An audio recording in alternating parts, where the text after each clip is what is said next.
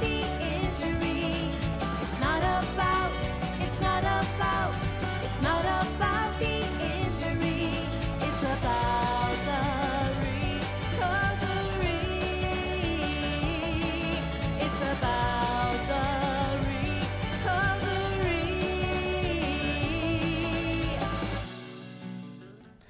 Hi folks, Paul Padda with you on another awesome episode of the Paul Padda Podcast. Today I'm really excited to have a guest who does so much good for our community. Thank you. Charlotte Smith. Welcome, Charlotte, to our show. Thank you, Paul, for having me here. Hi, everybody. And you are the CEO of a charitable nonprofit organization called Yes. Legacy Counseling and Workforce Connections.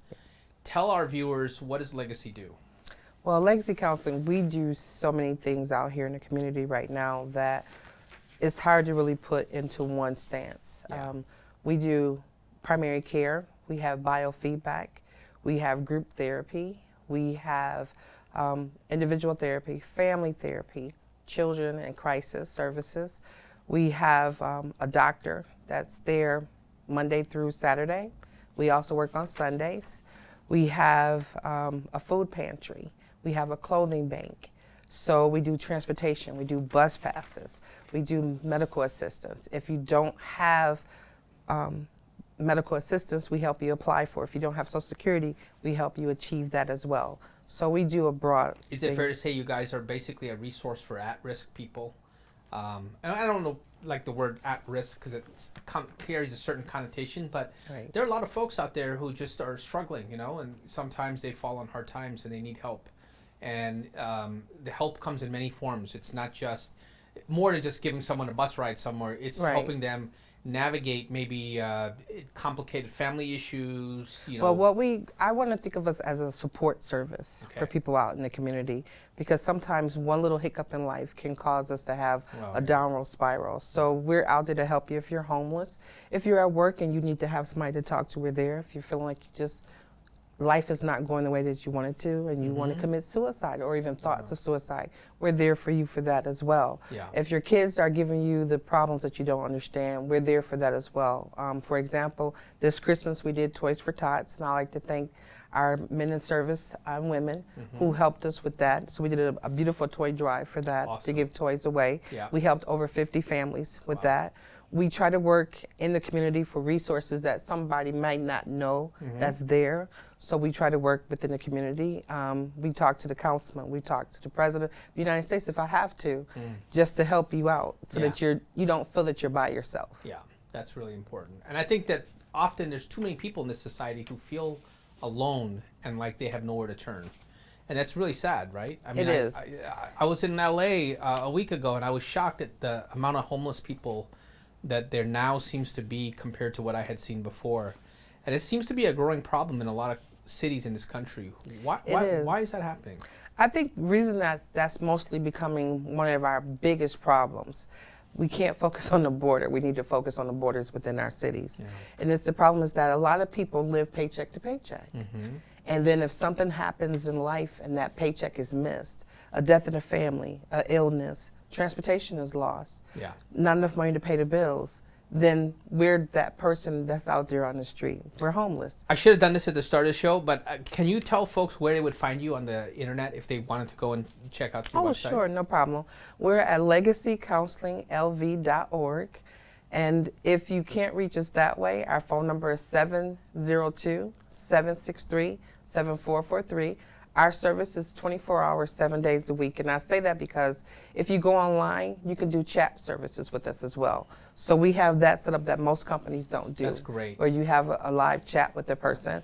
And if you call us, we answer the phone Saturdays and Sundays. So that's the whole point for us too, is to make sure that you have a resource there for you all times, day and night. And people need to understand you guys are a charitable nonprofit organization. We are a charitable nonprofit. And we have to explain that we don't make money off of what we do. Yeah. We truly don't. I mean, we pay salaries and everything. People have to get right. paid, the workers. But the focus is helping people. Is to help everyone that we can. Yeah. We're not out here trying to make a buck on this. We Right. really don't. We really want to help our society to be the best that they can be. Las Vegas is one of the best cities out there. We have tons of resources. Yes. We just don't have the bridges that's put together for the resources that's out there. Yeah. We have set up with Track B, which is a great organization here, for needle exchange. We're working with them to help that set up as well. We're also working with AFAN for those with HIV or AIDS. We're Yeah. working with them.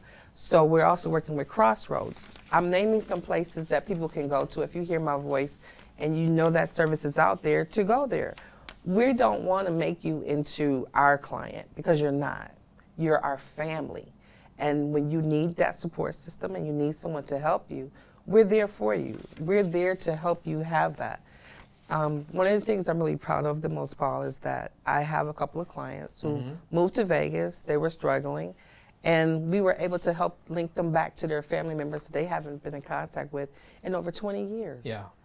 Where they now have a support service that they need. That's and they're fantastic. able to go home. Yeah. And it's really great because I have 2 homeless people less Yeah. on the street. And that's my goal, is to eventually, we won't have any more homeless. I love it. I have so much respect for people like you. You guys, Thank people, you. because folks like you are the glue that keeps this society together.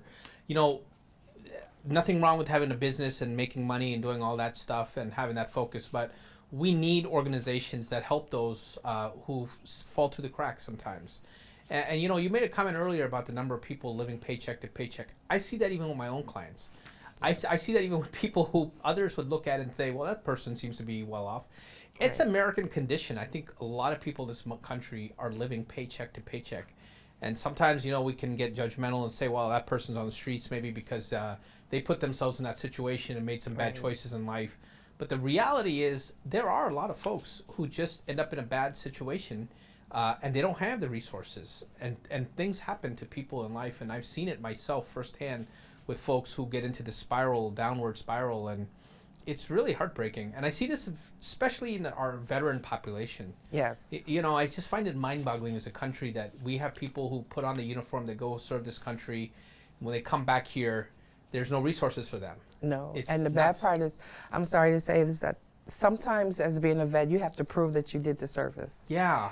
And it's like that, yeah, it's really hurtful, because we have some vets who have served 20 years ago and they come back in and they have to prove to the America that, yeah, I went out and I fought for the country. Yeah. Can you help me now? And I think that's horrible. That is horrible. Yes. So tell me give me some examples of people in your service that you've helped, just transformative examples of how you've helped people. Okay, well, one of the things I say, the first person I helped was myself. I'm a person who, I moved to Vegas 10 years ago and I was homeless. Wow, really? And I wasn't homeless by myself. I was homeless with my husband, my son, and my dog, and a nephew. Wow. And I say to people, well, they go, how did that happen? I was like, well, actually, the funny part was, it wasn't because I lost my job. It's because I had a death in the family. And it was a hiccup in my life that I say that happened that caused me to have to lose my home. So from that, I had to work and find ways to help myself. Yeah. Sometimes we have a little pride, but we don't want to reach out to people. That's true. And I didn't have the resources that I have now and that I know about now. So being new to Vegas, I had to learn the system and learn how to work with it. And I'm proud to say that after a year out on the street, we were able to get into a place to stay and start building our lives back from that. So recovery is there and it is possible. Another one of my greatest attributes to life is that I have a family that I once helped that moved from California here. It was a young lady that was dealing with domestic violence, and she had like 12 kids. So we were able to get her into a house, get her kids set up with food, school, clothing, and to help her even get a car so we can help her get back in life. Yeah. Because our whole point is to get her a job, you know. So Amazon came in. You know, we got her a job at Amazon. So you look at all the things you have to do to prepare for that. Yeah. And we have to take the steps to prepare for that. So the first foundation is you need help to get off the street. Yeah. So I need to get you a place to stay. Right. I need to get you income. To get your income, I need to get a job. We need to do your resume. Yeah. So that's where the workforce comes in. Sure. So you have steps that you have to take to get to each level. And that's what we try to do. We try to go through each thing. Well, and the title, Legacy Counseling and Workforce Connections, it Yes. kind of really says it all, doesn't it? Yes. It's about helping people get back on their feet, get that emotional, physical, mental support that they need, and then help them transition to a job. Because we know if you have a roof over your head and you have money coming in, that work is dignity. right? Yes, People, it is. And I think when you help people get back into that place where they don't have to worry about, like, I'm sleeping on the streets, and you deal with all the other problems, and they can get a job. It gives people a sense of dignity that they're back into the society, which oftentimes when you're homeless, obviously you're marginalized at that Right. point. And I think what people need to realize is that when you're homeless, it's nothing to be ashamed about. Yeah, Your pride is the fact that you take the first step to reach out for help. that's right. That's the first thing that we have to do, is that we have to knock down the walls and that fear that we have of reaching out. Because I know the homeless society here is very protective of themselves. They have a fear that, because now the new law is coming about them loitering, going to jail and things like that. There are programs out there that's building to help. We have a new program that's coming where we have a gentleman that's trying to build apartments and use the homeless to build their apartments for themselves to help. Yeah. So it's some great things out there. We just have to work to get through them. And that with Legacy Counseling Workforce Connections, we say legacy is because we've been around for so long. If you add up the services and the times that all the workers that we have there add up, we have over 100 years of experience. Yeah. The counseling, I have two great therapists, Chris and Craig. I love you guys the best. They work with children, adults, teens, to help with the services for there. So the nice part about that, we are right there. Like I said, we're open from 8 to 8, Monday through Sunday. So if you're out and about and you just want to stop by and say hello, we're there too. If you want to drop off donations, we take them. Okay. We don't mind that. For example, we had a homeless gentleman who was recently robbed while he was out in the street, where someone stole all of his belongings. We witnessed the lady getting out of her car to take his suitcases, which was all that he had. Yeah. So we were able to get some donations together to actually put out there for him. We got him a sleeping bag, some more clothes, and we're working on his ID. So we're working to help get him back situated, and to hopefully I'm working to help put him into a home too. Now, Charlotte, do people have to be referred to Legacy, or can they just walk in? Walk in the door. Okay. Ring the doorbell. We have a doorbell on the outside. It makes a special chime for you. So just ring the doorbell. You can come in. The nice part about us too, we are a safety zone. Okay. So if you're out there and you just want a place to come to sit down and talk to someone, or just a place to come and watch television, shoot a little pool, we There you have go. games for Okay. you. Come on in. If you walk through the door, I promise you, I'm not going to start with your insurance and everything. It's a judgment-free zone. Judgment free. Because we actually take all insurances. Yeah. And those who don't have insurance, we still take you as well.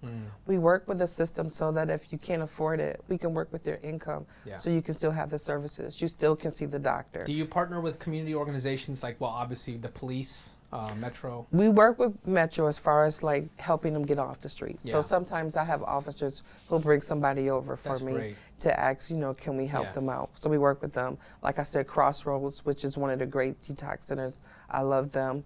Again, a fan Yeah. to work with them. The LBGTQ community, we're working with them as well. Great. And also, we work with Life First Pharmacy. They're great. I love them for prescriptions. Yeah. Because some people, they need their meds, but they can't get to the pharmacy. They do delivery for me. Yeah. So we set it up so they can come in to do delivery with us. If you're homeless and you need an address, we'll work with you as well with that. If you need ID, we'll help you get your identification too, birth certificates. We work with you so that we can do everything we can to help you function in life. I have a lot of police officers who are friends, and I was talking to one of my friends who is a patrol officer, and he was telling me how, I said, what is one of the hardest parts of your job? And he said, one of the hardest parts is when you encounter homeless people. He said, because I'm not a counselor, I'm not equipped to deal with, there's so many psychological, mental issues sometimes people have. There's a lot of social issues, and it's really hard to tell someone to move on, or you see how that person's in pain. And he says, we're getting more organizations in Las Vegas like your own that are doing stuff to help folks, but I think asking the police to become essentially like social workers is hard. We're asking right? a lot from them. We're asking a lot from them, yeah. Yes. Well, one thing I'm They're human glad beings to too. say- It takes a toll on them too. Sometimes I worry about them too, because when you're dealing with a person that has schizophrenia, yeah, you don't know how to really approach them, right. because you don't know what personality is that person at that moment. Yeah, And you have an officer that's walking towards someone who at the time might feel that he's not an officer, yeah, that he might be a vision of someone that's coming to harm him. right. So they don't mean to lash out, but Yeah. in their mind, Yeah, they think I have to protect Danger. myself. Right. So without medication, Yeah. problems arise. And tough on the poor police officer too. Oh, I you know, feel for them every day because Yeah. they just don't know what to expect. what to expect. Yeah. So what we are willing to do, which is one of the programs that we do as well, is that we reach out to communities. If you have someone out there who wants training, we'll do it for free. Wow, that's We'll awesome. actually do it. We're actually going to be working in the month of March Yeah. with the library community here to help train the employees in the Clark County libraries on how to approach and deal with people who have mental health issues. That's really valuable. Yeah. Yes, I because see one that. of the questions most people ask is, how do you approach a person who has mental health issues? Right. Very carefully. Yeah, I can imagine. Yeah. Very carefully. All right. Well, with that, we're going to take a little break. This is a Okay. segment of the show we call Paul Padda for the People, where we throw out some pointers and help folks with some legal tips. We'll be right back. Thank you. Thank you. Hi there, folks. Paul Padda for the People with another valuable tip.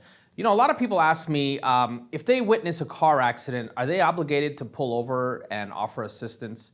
Now, common sense and human decency suggest yes. While many people are surprised to find out the law does not require you to actually go and render assistance to someone else unless you created the problem or you begin to make an effort to help them. Under the law, and this is true in pretty much every state, if you witness an accident, you are under no obligation to pull over and help that person. However, it is the right thing to do, and it is a good thing to do. And, obviously as a society, we have to all come together and help each other. But just so you know, the law does not require you to render aid or assistance, but it is something you should do. Hey folks, welcome back to the Paul Padda Podcast. We're with Charlotte Smith. Thank you so much, Charlotte, for coming on today's show. Thank you. This has been a real eye-opener, I would say, and a treat really to be able to talk to you and see that there are people like yourself doing great work out there in the community, helping the most vulnerable among us. Thank you for your service, first of all. We have a beautiful garden that's in the back of our building that you can come in and walk through and cascade. It's Okay. beautiful like that. We have great staff that's willing to talk to you all the time. You don't have to worry about us having a bad day because It's we a have welcoming room. environment. Definitely. Yeah. It's open for everyone. That's really so great. if you really feel that you just need a place to hang out or someone to talk to, we're there for you 24/7. Hey, And I think have I'm to going say to come that. down there. Oh, please do. could I use want you that. to. I will. Yes, I'm gonna have to fix you lunch No, because that'd be sometimes awesome. I do lunch. I do a little pop up I lunch. can work with that. That Oh sounds yeah. good. Okay, you got to have one of my special cheeseburgers. All right. It beats out Fat Burger every time. Is that right? Very nice. Yes, thank you. All right, now let me ask you a question.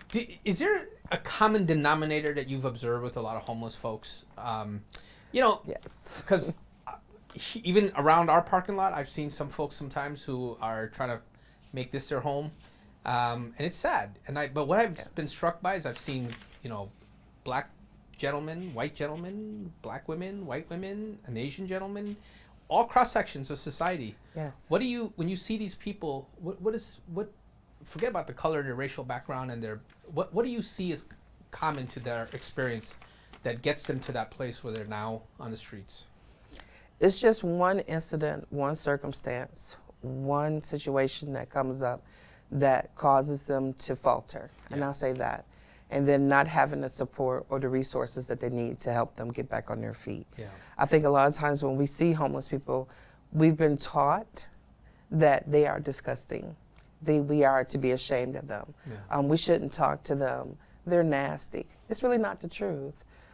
You think about it. If you don't have the ability to take a bath, you don't have a house, Yeah. of course you're going to smell, Right. right? So don't look upon them that way. Instead of looking back at them in a way that they've did something to disgust you, ask why. Yeah. Why? How What do can I you do? respond to people who say, hey, there are homeless shelters out there. There are places for these people to go and sleep. Why do they have to sleep on the streets? Because they fill up. It's not enough beds, unfortunately. Las Vegas, the city of Las Vegas, do not have enough bed for our homeless. We don't have enough beds for them, and that the problem is that the homeless shelter fills up, and with the new law that's about to come into effect in the beginning of April, I'm really dreading that time for the police officers, Yeah. for the hospitals, because that's what they're going to start going into more factor. If is folks the wanted to donate hospitals. to help with that problem, what's the solution? I mean, it seems pretty simple. We should have more beds. Well, you know what? We have a lot of empty buildings, I say. Yeah.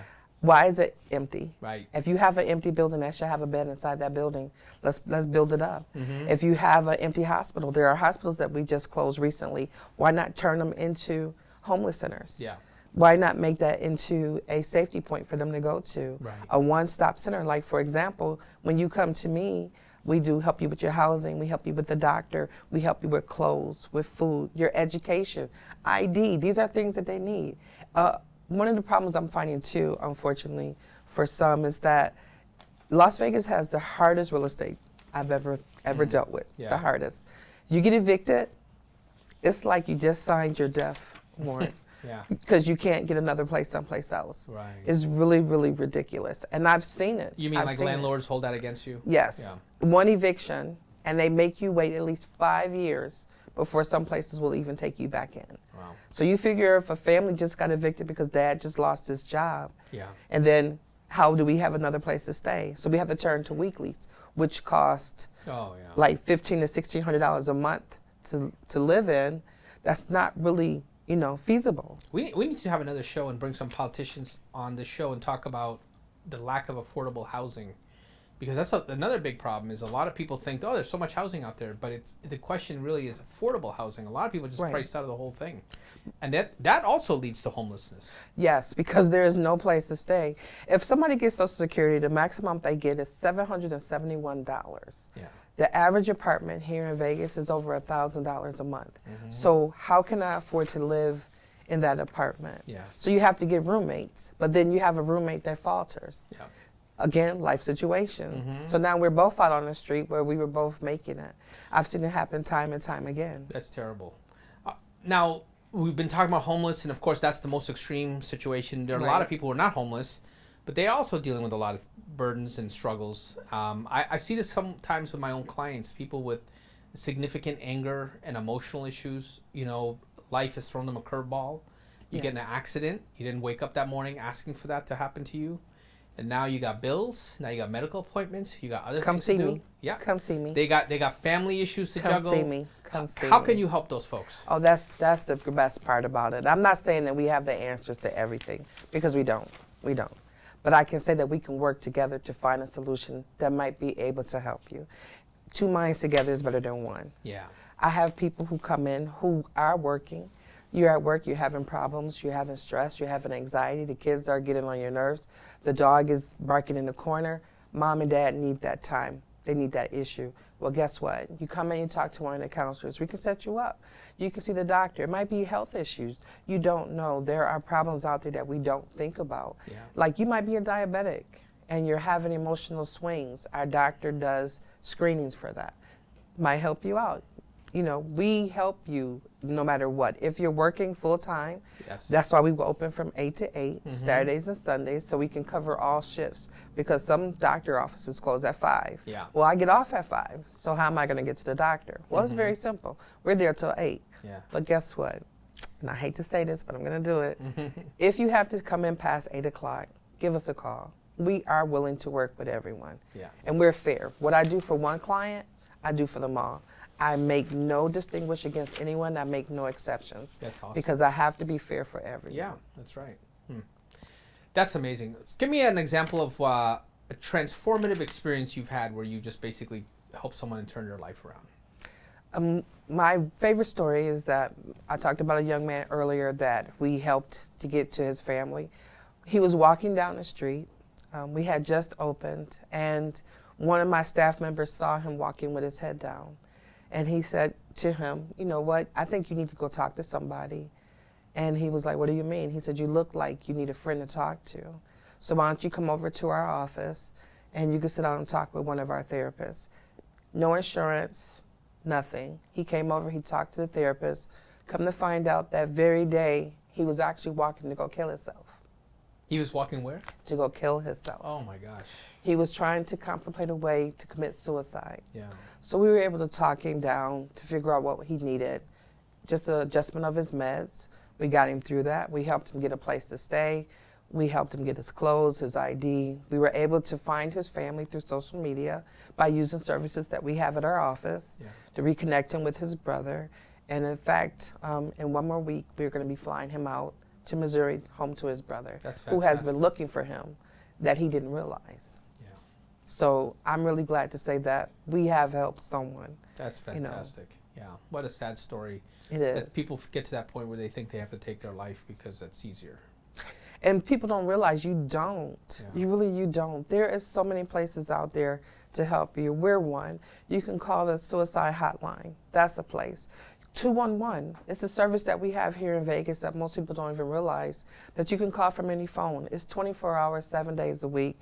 And what they do is they will connect you to any social services that you need here Wow. in Vegas. I didn't even know that. That's amazing. Yes. So if you dial 211 and you say, this is my problem, they have a list of providers. Yes. And is that a government number? Who's No, manning that it's, hotline? it's a nonprofit service, Okay. volunteers that work there, and it's one of the services that we use. We actually have linked to them so that we're able to help you as well, because we want, like I said, to be able to help people. So just dialing 211, it's a non-emergency. I need to go to a food bank. They'll direct you to one in your area. They'll give you the hours of the location, the phone number. It's a great service that's out there. That's fantastic. Resources. Yeah. Again, resources. We have to know our resources. That's exactly And that's right. part of what Legacy does. We make sure that we try to connect to all the resources. Literally, I tape every newscast in Vegas, Do you? Monday through Sunday, Uh-huh. and on the weekends I binge. Right. So I watch the news to see what's going on, what we can do. Another Yeah. situation that's coming, unfortunately, for in April will be the food stamp situation, where they're going to be eliminating food stamps for people between the ages of 18 to 47 who don't have dependents, Yeah. because you're now required to work 20 hours a week in order to receive food stamps. Right. But my question is this: did you really count the homeless into that equation? Yeah. Because you're taking from those who need. Are you counting the families, the low-income families, who really need that extra? They might not get 20 hours a week. Yeah. Dad might be working 10 hours or 5 hours, and the food stamps is there to help. It's $197 Yeah. that you're giving to one person. I think we fail to realize, you go to the grocery store, that's not really that much to give, you know? So we need to really look at every aspect of life that we have right now, and our resources, our connections, our bridges, the people that's out there, working class, low income families, the homeless, teenagers, they need help. So this is an election year. Every major city has homeless problems. They have issues that we face. What do you think is unique about Las Vegas? What are some of our unique problems that you don't really necessarily find anywhere else? Well, it's not even really on the homeless part. I'm going to say on the mental health issue part, because sometimes that goes into play with the homeless as well. We do not have a mental hospital here. Yeah. We do not have a place for a person to go for long-term care with mental health issues. Sometimes to be into a hospital for 4 days, to be evaluated by a psychiatrist for 4 days, is not enough. It's not enough. It's not enough. Why do I have to have somebody go to Reno? And the only reason we ship them to Reno is if they're in the court systems. We do not have anything here. We need a support system here for people with mental health issues to help them out. Now, that's a great point. As someone who goes to court, and I've been on the other side as a government prosecutor, I've seen this issue, and you're right. A lot of times people have to get shipped out of state just to Right. be evaluated. Just to be It evaluated. makes no sense. Yeah. None whatsoever. And we have the ability and the power here. We have the most churches per capita than any city in the United States, the most parks per capita in any city in the United States. So why can't we have the best resources per capita than any city in the United States? We say Vegas, baby, but let's make it for everybody, baby. Yeah, I agree with that. Well, Thank as you. long as we have people like you in Las Vegas, I know we're going to move in the right direction. Thank you so much for all your service and you're everything welcome. you do. You are really you are helping save lives. It's I'm really as trying. simple as that. I'm trying. Legacy Counseling, guys, Workforce Connections, 4170 South Decatur. There you go. We're there to help you whenever you need it. Even if you don't need a place to go, but just someone to talk to, call me. I'm there. Charlotte, thank you so much for coming on today's show. Thank you, Really Paul. appreciate it. All right, folks, that's a wrap for another episode of Paul Padda Podcast. Thank you very much for tuning in, and until next time, be safe, be well, and take care of yourself.